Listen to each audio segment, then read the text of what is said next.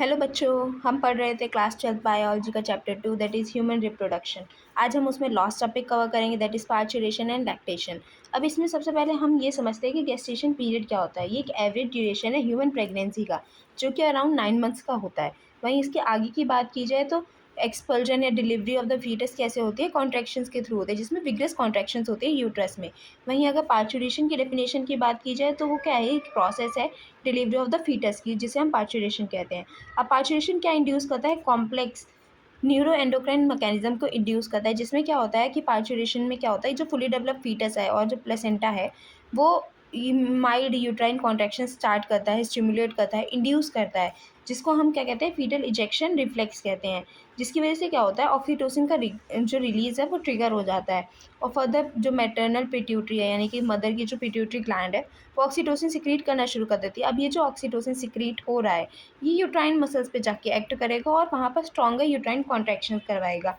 अब इन uterine contraction की वजह से फर्दर क्या होगा, और भी ज़्यादा सिक्रीशन स्टिमुलेट हो जाएगा ऑक्सीटोसिन के, जिसकी वजह से क्या होगा, और भी ज़्यादा स्ट्रॉन्गर कॉन्ट्रैक्शन शुरू हो जाएंगी, जिससे क्या होता है further at the end parturition हो जाता है, यानी कि डिलीवरी ऑफ द फीटस हो जाती है बाय द बर्थ कैनाल। इसी को हम पार्चुरेशन कहते हैं। वहीं अगर लैक्टेशन की बात की जाए तो लैक्टेशन में क्या होता है कि जो मैमरी ग्लैंड है फीमेल की, उसके अंदर बहुत ज़्यादा डिफ्रेंशिएशन होती है at the time of pregnancy, और जब बेबी की डिलीवरी हो जाती है उसके बाद भी। और उससे क्या होता है, इस मिल्क का जो प्रोडक्शन है वो स्टार्ट हो जाता है एंड ऑफ द प्रेगनेंसी के टाइम पे, जिसको हम लैक्टेशन कहते हैं। वहीं अगर इसके आगे की बात की जाए तो मदर जो है, फीडिंग मदर है, उसमें जो मिल्क जो प्रोड्यूस होगा, तो जो इनिशियल डेज़ में जो मिल्क सिक्रीट होता है उसको हम कोलोस्ट्रम कहते हैं। उसके अंदर बहुत ज़्यादा एंटीबॉडीज़ पाई जाती हैं, जो कि बहुत ज़्यादा एसेंशियल होती हैं, सो दैट जो न्यूबॉर्न बेबी है वो रेजिस्टेंट हो पाए काफ़ी सारी डिसीज़ के लिए। वहीं ब्रेस्ट फीडिंग को, जो इनिशियल डेज़ की ब्रेस्ट फीडिंग होती है इन्फेंट्स के ग्रोथ के लिए, वो डॉक्टर्स भी रिकमेंड करते हैं, ताकि एक हेल्दी बेबी का ग्रो अप हो सके, यानी कि एक हेल्दी बेबी बन सके।